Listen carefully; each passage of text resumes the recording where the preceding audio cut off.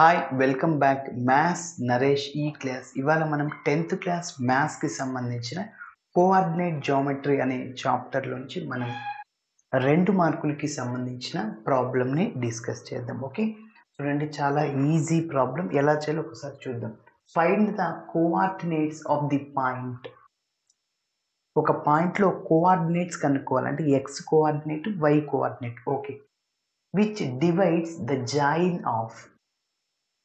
రెండు పాయింట్స్ని జాయిన్ చేస్తే ఒక లైన్ సెగ్మెంట్. ఓకే, ఏదైనా ఒక పాయింట్, ఆ పాయింట్ అనేది divides AB in the ratio.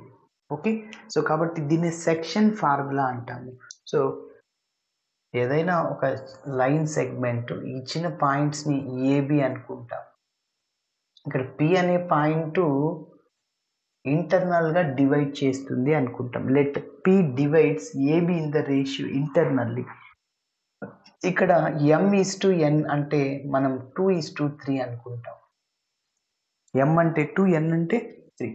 So formula ఏంటి అంటే mx2 plus nx1 by m plus n. అదేవిధంగా my2 plus ny1 by m plus n. So p అనే పాయింట్ కనుక్కోవడానికి ఇది ఫార్ములా. ఓకేనా, మరి స్టెప్ బై స్టెప్ చేద్దాం. ఫస్ట్ ఇచ్చిన పాయింట్స్ని రాస్తున్నాను.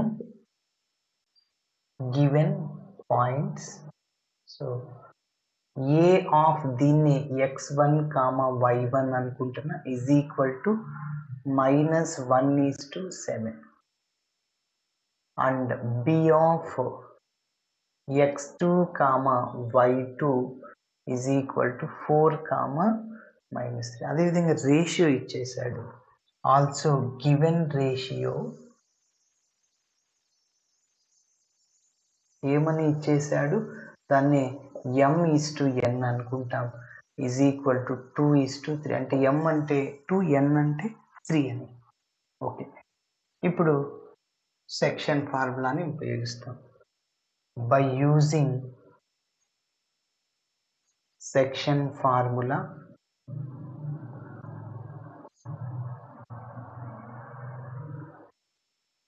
Okay, so p of x, y is equal to ఏంటి formula, mx2 plus nx1 divided by m plus n.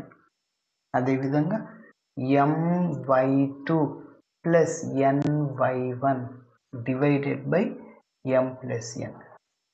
ఇదే అన్నమాట find the coordinates of the point. ఈ పాయింట్, సో ఎక్స్ కోఆర్డినేట్ ఇది, ఇది వై కోఆర్డినేట్. ఇక్కడ అన్ని ఎక్స్ టర్మ్స్, ఇక్కడ అన్ని వై టర్మ్స్. mn అట్లనే ఉంటాయి.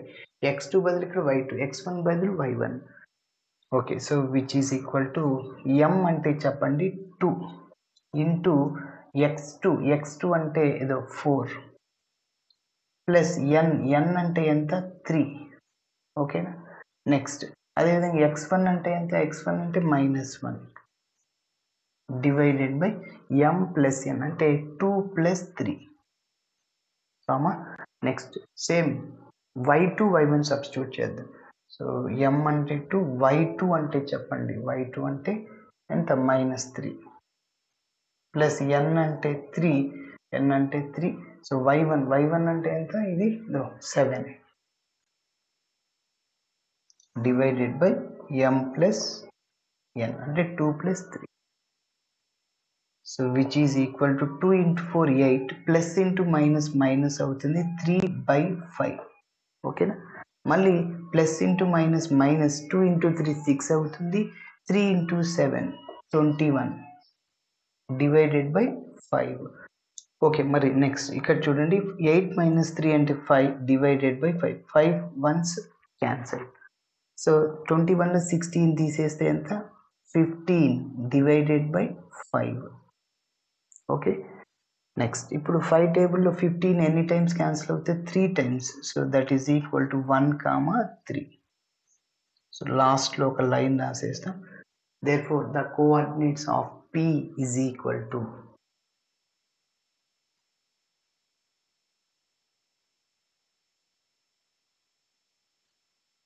of P is equal to ఎంత 1, 3 ఓకేనా? ఇలా చేయాలి. Thanks for watching my video. Video నచ్చితే ఖచ్చితంగా మీ ఫ్రెండ్స్ కూడా షేర్ చేయండి. బాయ్.